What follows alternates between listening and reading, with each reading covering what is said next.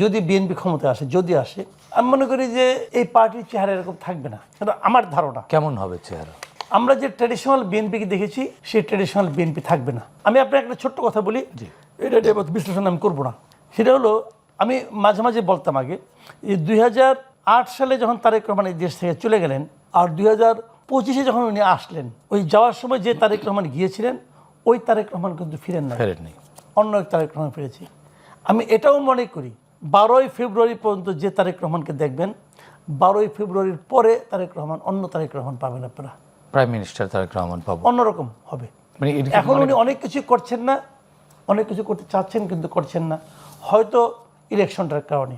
ইলেকশনের পরে দেখেন একটা জিনিস হতে জানেন কি, আমি বলি আপনাকে, যদি নিয়তটা ঠিক থাকে না, অনেক কিছু ঠিক হয়ে যায়।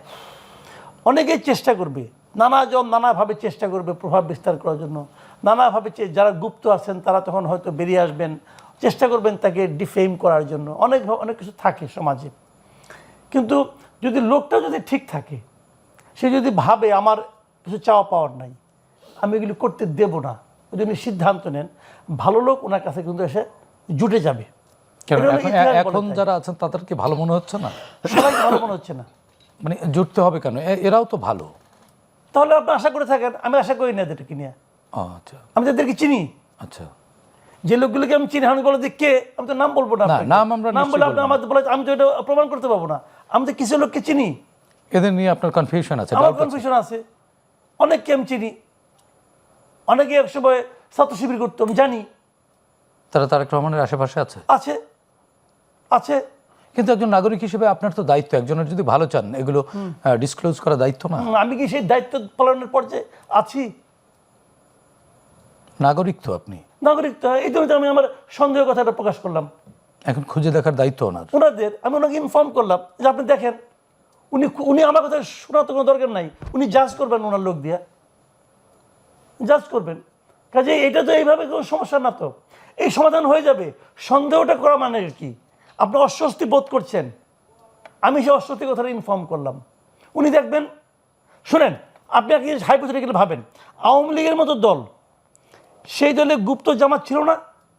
ছিল, এখন প্রকাশ হয়েছে। আওয়ামী লীগের সঙ্গে শিবিরের কোনো মিল কখনো ছিল? জামাতের কোনো মিল কখনো ছিল? ছিল না।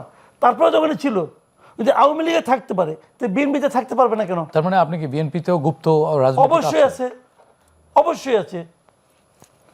আমি আমি তো বললাম, আমি আপনাকে সিম্পলি কোয়েশন দিলাম। আমি একটা কথা বলি আপনাকে, ছাত্র দলের সভাপতি রাকিবুল ইসলাম রাকিব একবার একটা কথা বলছিল, এটা অনেকেই কিন্তু এটাকে পাত্তা দেয় নাই।